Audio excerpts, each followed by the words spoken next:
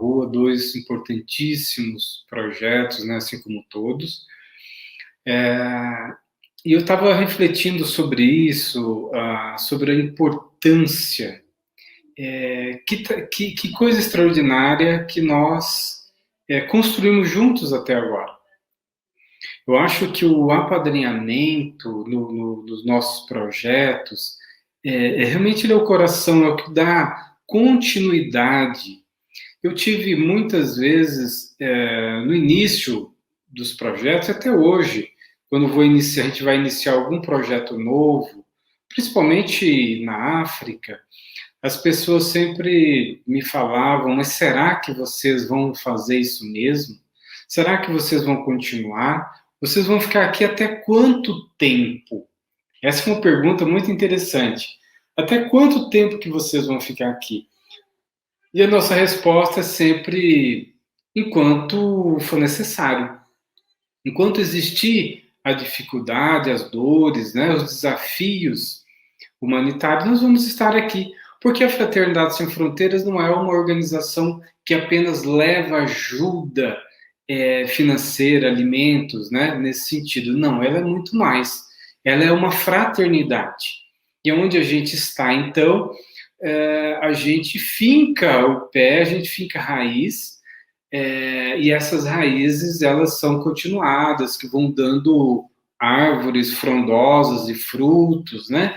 E é o que a gente começa a ver hoje em vários dos projetos da fraternidade. Agora, é importante dizer que, então, a continuidade do projeto é devido ao apadrinhamento.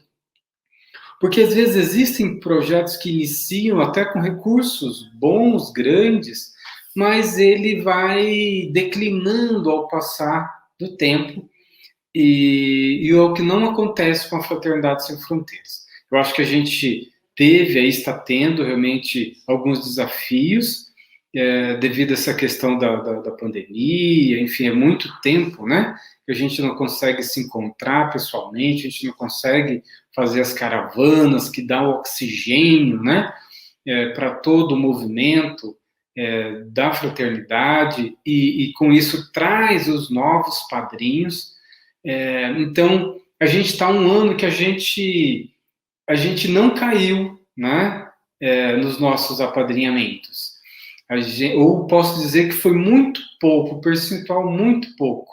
Diante dessa realidade, realmente é a força do engajamento de todos os voluntários da fraternidade. Então, o apadrinhamento continuado faz com que vocês possam ver tudo isso que está acontecendo, né? De crianças da extrema pobreza entrando na universidade, enfim, e tantas outras situações, como hoje Madagascar, né?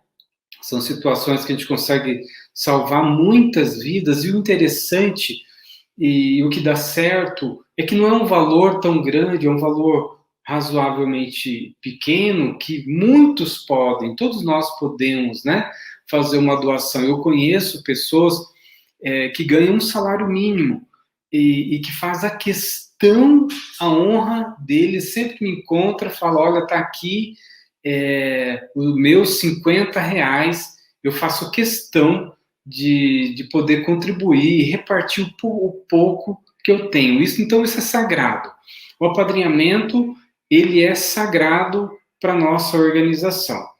E dizer, finalizando esse início, dizer que a gente não se acostume com as dores, sabe?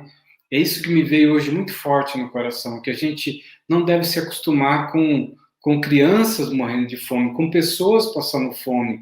Não podemos nos acomodar com as dores de tantas pessoas, né? Eu acho que isso é importante para todos nós que estamos envolvidos nessa causa, que a gente esteja sempre atento, sempre vigilante, né? E que a gente consiga sempre estar nos renovando a nossa alma, o nosso coração, a força do trabalho no campo do bem. Porque só assim que a gente vai conseguir fortalecer cada vez mais essa causa de amor sem fronteiras que é de todos nós.